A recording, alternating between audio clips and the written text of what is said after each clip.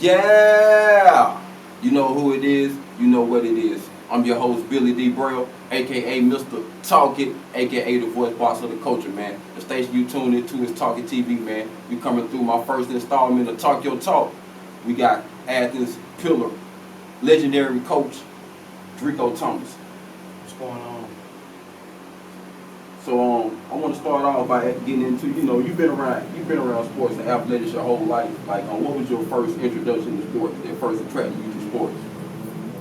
I know, when I was younger, I always watched football on TV, and a lot of people get on me for not liking the local team, but back then they had where if the Falcons didn't sell out, they would black out the game because they want people to come to the game. So we would get the game of the week, and back then, the Cowboys were, doing their thing, and I truly say that I was probably attracted to the star on the side of the helmet because my mom said that's what I would ask every weekend. Can I watch a team, with the star on the helmet? And they pretty much literally would play every weekend. So that's all I knew. I didn't know there was a team in Atlanta.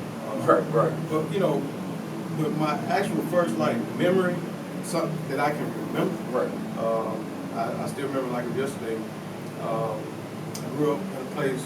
I kind of grew up in a place where my granddad and my dad ran. I not grew up, but I was there a lot. Called Callaway Corner, for Hancock.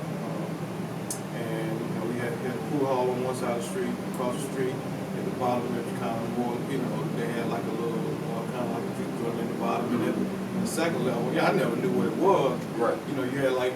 You put it together later, And so you had those two spots, and then across the street on this side, you had it was like a restaurant. Every weekend, they cook in the hall, they sell it. So it was just a great place to be. Long story short, Super Bowl 12, 1978. My dad, one of his friends, and myself, we actually went up to one of those rooms and watched the Super Bowl. And I remember him trying to get me to go for the Denver Broncos. First the Cowboy, right? Right. So he was trying to get me to go for the Denver Broncos. He almost had me. I remember him saying, "Hey, they got this receiver named Haven Moses. He can play." Right. And at one point, I said, "Okay," I switched, and then I sat there for a while. I was like, "No." That's not calling you. Right. So we watched Super Bowl 12. That's I can truly say I can remember, watching that game that day with my dad and one of his friends, and that's kind of my first memory, and the love from there. Okay. So the first sport that you actually played yourself was youth football, right? Right. And what age was that, and what organization was it? Back then, I had an organization called the Class City Dolphins. We used to practice at what was the old Vernon Harris Middle School, which is now HT Edwards, and kind of where the board office is. But I was about, I think I was somewhere around 7, 8-year-old, and playing football and watching on TV, I found out real quick the two different things. Right. So I had a lot to learn, but at that time we had coaches, who again volunteered and probably had sons or whatever playing, but they really taught you a lot about the game. And the biggest thing back then was just the discipline. And everything we did, we had to do it all out, or deal with the consequences. Right. But the consequences was just reinforcing to make sure that we're doing things the right way, we're paying attention, we're giving all we got. So I'll never forget those years, man. I played there for 2 years. And it was very fun. Who was some of your first coaches when you first started playing football that may be pillar figures as far as athlete athletics go? Well, Or you may consider that pillars in the athlete? I played with a man named Ike Whitehead. Okay, I heard that name before. And I played for him with the Dolphins before leaving the Dolphins, going to the Cowboys, which I can get into later. But and I only played for him for like the first 3 or 4 years of my career. But at that time, 8 and under was Ike Whitehead, and the 10 and under was a man named Aaron Hurd.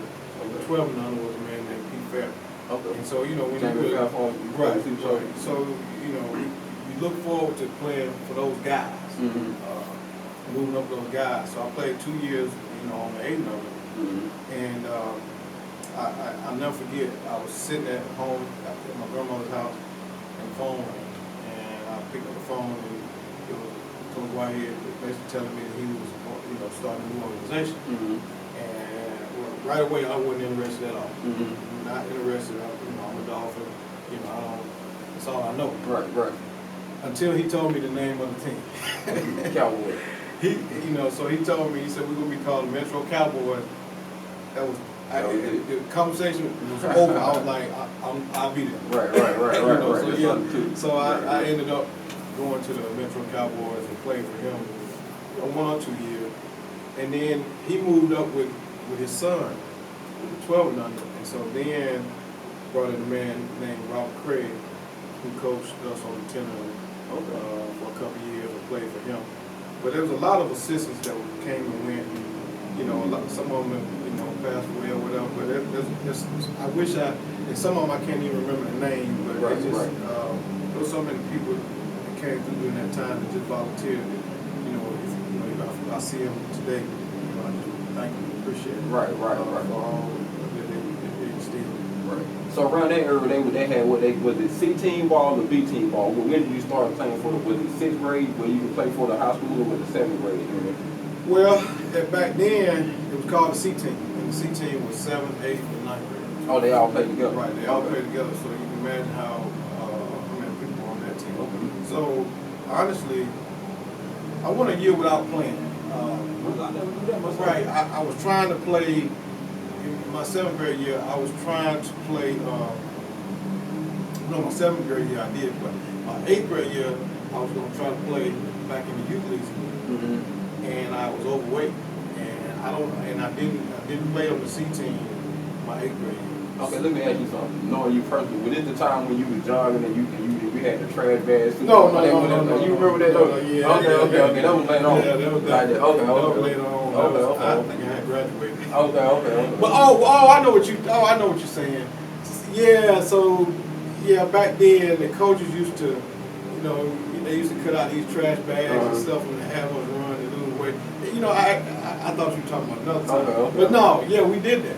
We did that. Okay. And I remember running with that on and just trying to lose weight and drink a lot of water and trying not to eat certain things. But it just, at the time, you're still growing and developing. I already don't have that much body fat anyway. Right. So it wasn't really anything to lose. So I ended up not playing that year. I was a manager for the C team. Okay. And then when I was in 9th grade, when I got to 9th grade, I played for the C team. Okay. And it was C team, B team, varsity. Okay, and you moved up to the varsity. Your main position was flanking wide receiver, split in, right? Right. I played quarterback my first on the 9th grade, and on the JV. Okay. And I also spotted a little receiver. And then when I moved up to the varsity, I played wingback. We were at the wing tackle. Okay. They call it wingback. Okay. That's the variation of a tailback, right? Right. Okay. And then I was converted over to a receiver. Okay. You graduated in 89 or 90? I graduated in 1990. 1990. So I remember just coming up watching you guys play. I remember your senior year team, and I tell people to this day that was one of the best teams that I saw play with my own eyes. I was like 10 years old, but I used to always come to the games, to watch them play. Would you just speak on the situation? You don't have to say any names or anything that happened to people that was involved, but would you speak on the situation that went down your senior year in high school with that senior year team that you was a part of? Well, it's ironic you asked that question because, this year makes 30 years that this happened. Wow. And actually, one of my teammates put out an email just asking about maybe recognizing that team. So that's coming forward this season. We look forward to. But yeah, we're 8-1 going into our last game, and you know, we ranked number 4 in the state, and you know, very good football team. You probably had a chance to either play for a state championship or either win it. So, you know, I left campus with some of my friends. You know, we had to be back by a certain time, and we went and got something to eat, and we came back, and then somebody came, you know, telling us that, you know, they took all our wins away, and you know, just not understanding what they mean. So, you know, finally when it came all together, and the coach talked to us, so you know, they were basically saying that, you know, they changed the kid's grades so that he could play football. That's, you know, that's kind of where it went down. But when you get down to the bottom of it, like you get older and you find out the truth, I think the process and the procedure, everything was done like it was supposed to. Right.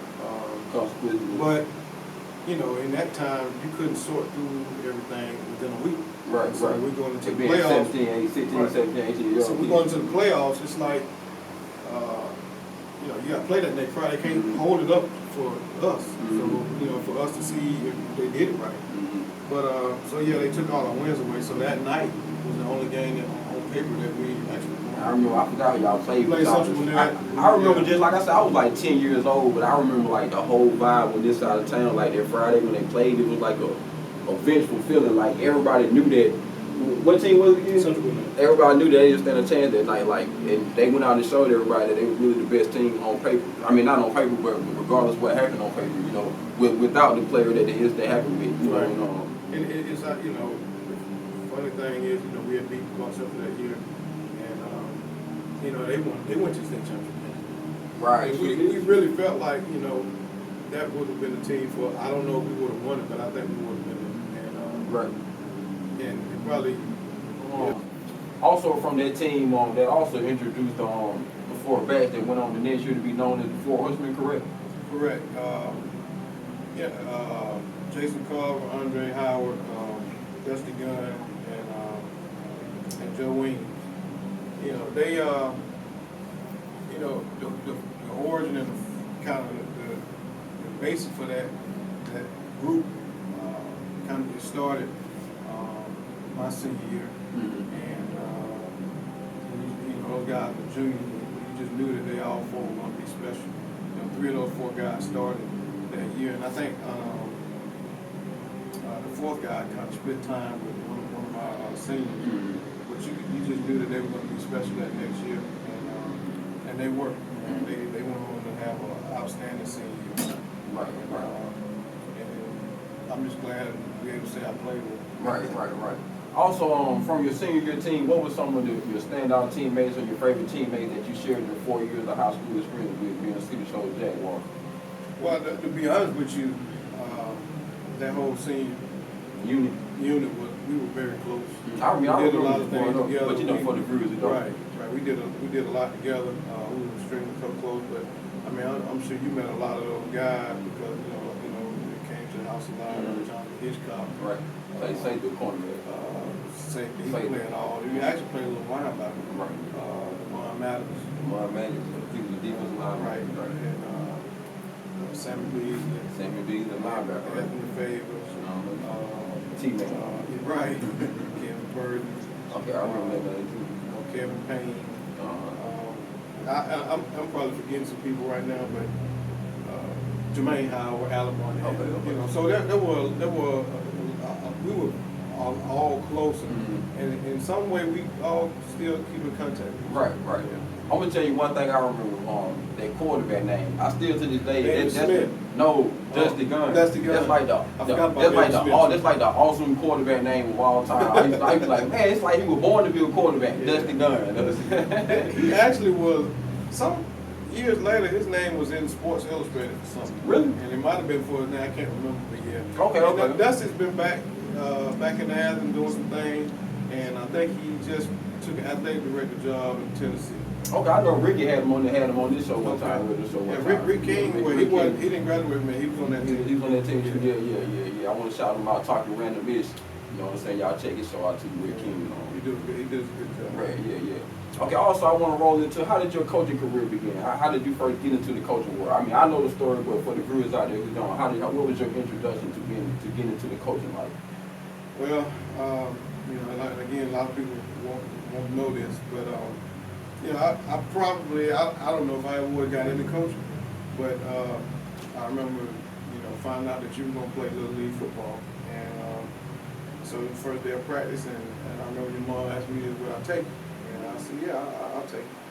And, you know, I never even went into the fence. I stood outside the chain link fence, and I leaned on the fence the whole practice and watched. And I watched a guy named Ray Roach, you know, out there by himself, you know, coaching. And I was like, you know, first of all, I thought he probably, you know, could use some help. And as the practice went on, I was like, well, that's something I probably could do. You know? And I, you know, after that practice was over, I approached him, and he was more than happy to allow me to, you know, come in and help him out. And I remember that night I went home and drew up a whole playbook. Yeah, I thought I knew football or whatever, but that's how I got started.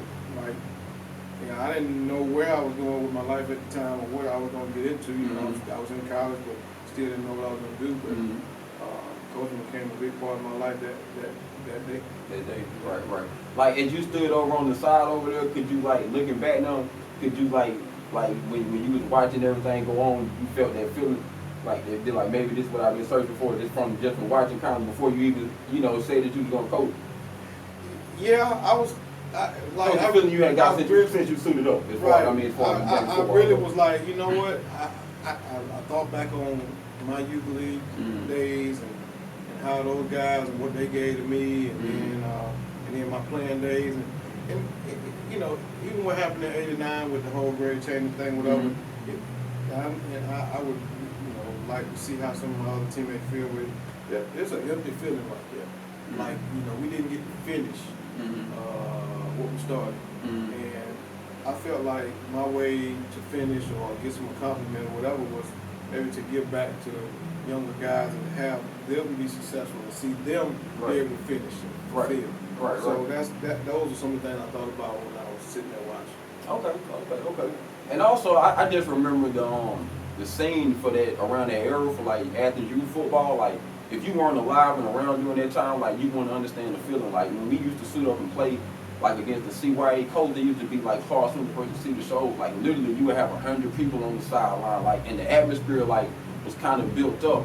Like, and my thing is this, I don't call it bragging when you tell the truth about yourself, but you don't have to, like, that's why I got people like you here, because I want to give you your props, you know, like, you still here to see them, you know. And, like, to me, like, I feel like when you came in, you kind of changed Little League football forever, like, with the intensity that you brought to the game, and with like play calling that you brought, like, people want to run the type of plays, the type of stuff that you implement into our team like that. And I spoke with so many other guys over the years that played on our teams, and like the stuff that they learned from you and like Ray and what was the line, Eric, like the stuff that you taught them, like they gave them such a head start when they moved on to the next level, because they had learned so much, and it had been the rivalry and competition we played had us so fierce.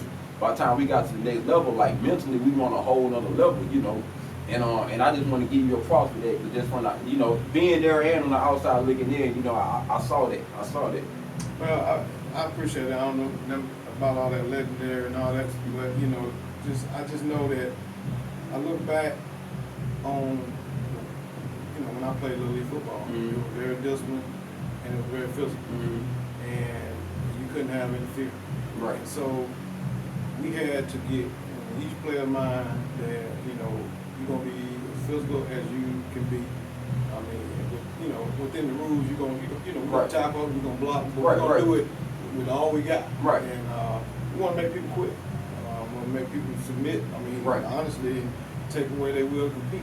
And that's just the way we was brought up. So we just, I don't feel that desire about that. Right. Because I can say for one, like, before I started playing, like, I was never scary, but like once I got on that field and I suited up, like, I didn't have any more protection. The only protection I had was the guy that I suited up with. And you know, I feel like a lot of kids miss that feeling now, because I'm not gonna say the Little League is kind of watered down, but the intensity it took out of it. You know, like a lot of kids need that to push them to be who they could be. And I'm one of those kids. Like, you know, I was the type of kid, you jump at me, I would, you know, when I got on that field, all that got away from me, you know, and you know, I feel like that era was the best era that I saw for youth football. Like, I'm not as old as you, but you know, a lot of good guys came through that era that went on to be coaches, went on to be good players, and they're still doing good things in the community right now.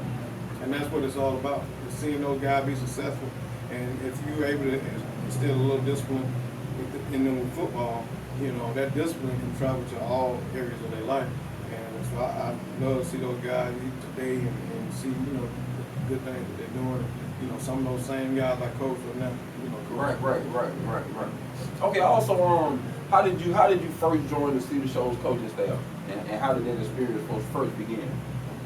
You know, it was, again, kind of like not knowing that I was going to coach football. I really didn't think about coaching on the high school level. Mm-hmm.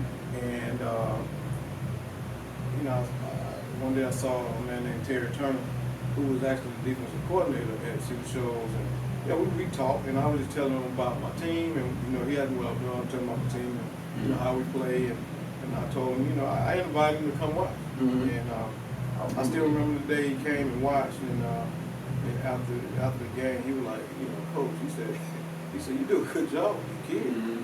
And he said, you ever thought about coaching high school? I was like, no. He said, well, would you be interested? I said, well, I don't really know, you know, anything about coaching, you know, high school. He said, well, do you trust me?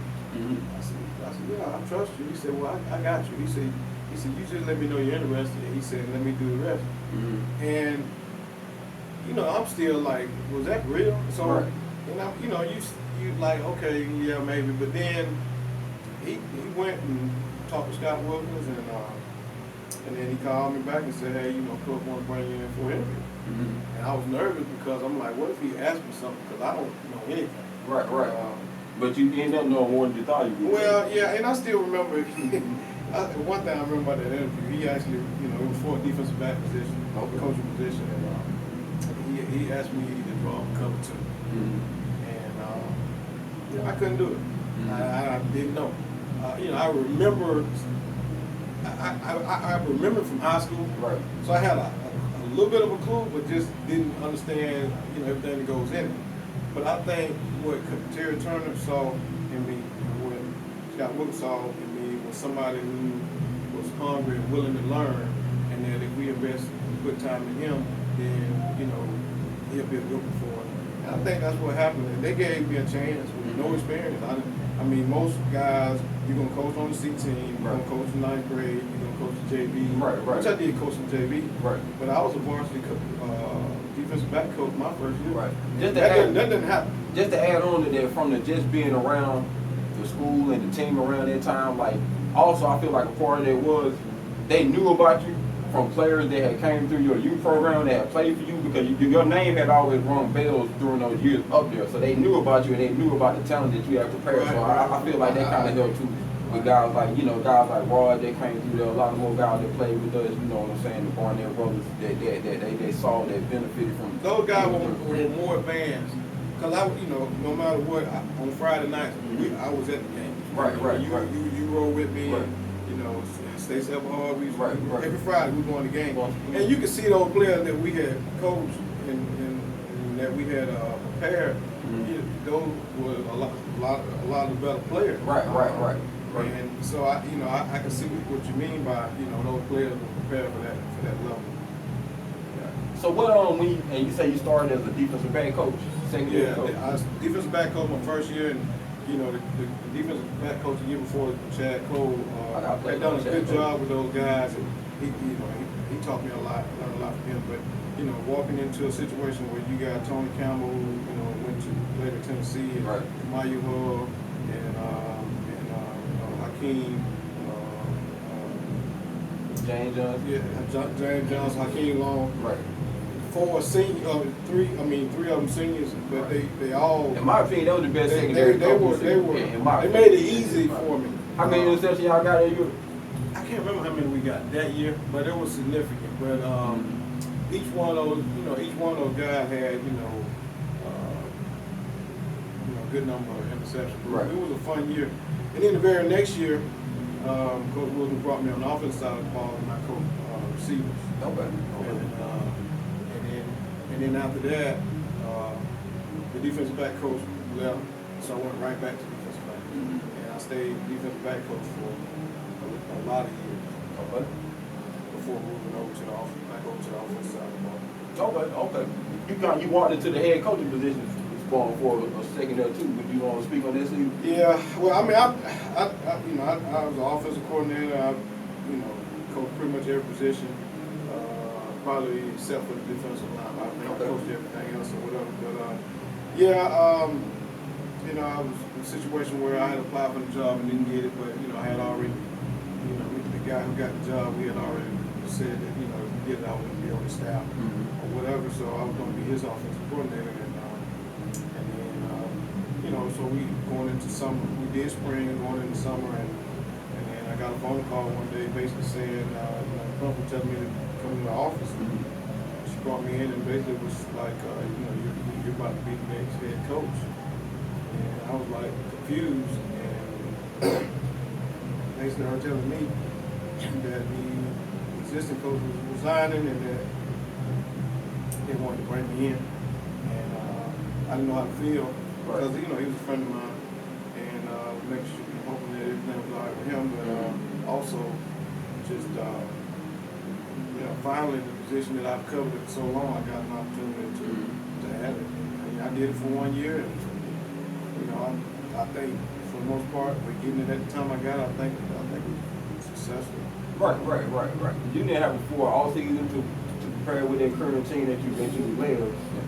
Yeah, it was a tough situation. Right. Yeah, for the Chiefs the way they landed. Okay, so how did you land the head basketball coach, and how did you begin your journey as being the Cedar Shoulders head basketball coach? That's I can say God has truly blessed me, right. And I can also say that what He had in store for me was not what I had in store for me in my life. So I think He put me where He needed me at the time. So 2005 I started coaching, assistant coaching girls basketball program. Right. I did that for 3 years, and then I went over to the boys, and I was a JV coach for 2 years. And the head coach, he had told me he was leaving, but my mind was so wrapped into trying to be the head coach at Cedar Shoulders football team. Right. When he left, I think he even asked me would I be interested, and I was kind of like, not really. But the principal called me, and I was trying to get one of my buddies the job. She called me and asked me would I be interested, and I was like, thought about it. I was like, yeah, I would be interested or whatever. So from there, she called the athletic director with the idea, and he called me in, and I don't even think I interviewed. Right. They just basically was like, you know what, we think you can do it. I know, they both told me they had faith in me, so I did it. I had a good foundation. Right. I played my 10th grade year, but I was around the program for all 4 years. Right. Under Coach Bill Scott, learned a lot under him, learned a lot watching Sean Turner, his team. Right. And all I knew was have to be brilliant on the fundamentals and teach them how to play defense. And I can learn and go from there. Right. That's kind of what we did. Basic fundamentals, and I made sure that they understood that we were going to play, very good defense. Right. From a preparation standpoint, how was the transition from being a football coach rolling over to doing basketball? Like, what were the differences as far as like preparing for your practices, or just game planning, or as far as like how you reach the kids, or like what were the differences in the two sports when you first transitioned from one to the other? Well, it's just a lot faster. With football, hey, Friday night, and then we're gonna game plan that weekend, for one opponent for that next Friday, and you got time to get it together. In basketball, Tuesday, you got an opponent, you got one Friday and Saturday, so from Wednesday and Thursday practice, you got to prepare for 2 teams, right? And which is tough, and the turnaround is so quick, and so So it's a lot faster paced. It's a faster paced game, and you know the kids. It's a different type of conditioning for those kids, and you know you gotta constantly be up on you know who you playing and you know what do you need to do to beat this team and that team or whatever, and you can't. There's no downtime. I mean you gotta stay on your toes. You know football. Again, you know, we have a bad practice on Monday. Okay, we can come back Tuesday. You know, we need to know we gotta have a better practice. Right. But you have a bad practice in basketball. I mean, that's a day wasted. You might have 2 games. So, and the season is a little longer, and so it starts to wear on us as coaches. You know, the longer the season goes in, and you gotta find new ways to keep kids motivated, keep them in it, and you know, try to vary up your drill so that they don't just go through the motion, try to give them something to keep them excited about what they're doing, but you know, still hammering home the basic fundamentals of defense. So it's a little different now. You know, on the football side, you're managing a lot more kids. You know, you got 50, 60, 70 kids in your program, and that's a little tough. Okay. Speak about some of your achievements and accomplishments as the head basketball coach, and some of the title runs that y'all made, and you know, just some of your best experiences over your couple of years that you have had that head coaching job. Before I do that, no accomplishments would have been, you know, anything that I've got. It wouldn't happen without having great kids that trust and believe in you to go out and give everything they got to give every night. Right. And so, you know, in that sense, it's not about me. I get my glory by watching them perform and be successful, happy, and you know, graduate high school, get a diploma, be citizens. So. Right. But should I say team achievements? Well, I mean, you know, I've been coach of the year. I don't know how many times, but it's been a few times. I've had a chance to 3 times I've coached in the GACA North South All-Star game. 2 times I was assistant, 1 time I was head coach. I just recently coached in the newly NCAA Georgia top 100 camp, top 100 kids in Georgia. This was just a couple weeks ago, and I was able to coach some of the top kids in Georgia. I had 10 guys on my team. That was a great experience. So I've been able to kind of do a lot of things. But team-wise, I remember the first year we won the region championship, 2012. Nobody, we were not factored to be region champ. But that team was just a team that grew and got better as the year went on. They got confident, and we caught some teams that probably we shouldn't have beat on the right night and played well, and some things happened for us. And that 2012 region championship, it was very special because it was just not expected. I mean, even though you're always going to every year, you're going to be champions. Exactly. But then you look at reality sometimes, you're like, we don't have to really, for us to get there, we got a lot of work to do. Right. But that was a time where you saw all the work that was put in by the coaches, by the players, all come to fruition right there. And that was a special day to be region champions. And we were able to play a game at home, and then won that game, and lost in the Sweet 16 to Southwestern Cal, who had 2 Division I players on that team, and ended up being a runner-up that year in our classification. But after that, we won. So we won 3 region titles in all. We went to the back-to-back Final Four. We went to 3 Final Fours in a row. The 3rd year, we actually, got over the hump of not winning because we lost the first one by 1 point to the eventual state champion, and we lost the second one by 2 points. And then the following year, we were able to get over the hump to beat 8-time champion in Miller Grove in the Final Four. We were able to play in the state championship right here in Athens at Stadium Coliseum, which was a very special occasion, event. I mean, just to be able to play a state championship is one thing, but to do it right here in front of your own people. You see the whole city come out and support like this. It was like winning it was a lot more special. Right. So, you know, we've had some success, and, you know, team I have right now, pretty much, you know, I got a lot of seniors coming back. So, you know, we're looking to continue the Cedar tradition and try to get back, you know, to that level and win the state championship this time. You know, it's something that might be a little off, but I've been going to the library here for the past few months, and we have a board in our gym with the sub-region, region championships, Final Fours, Elite Eights. So I've been making sure everything on that board is accurate and up to date. So I went back all the way back to 1972 when the first team. I've really learned, right? I really surgical with this bitch, Jake. Surgical Films production.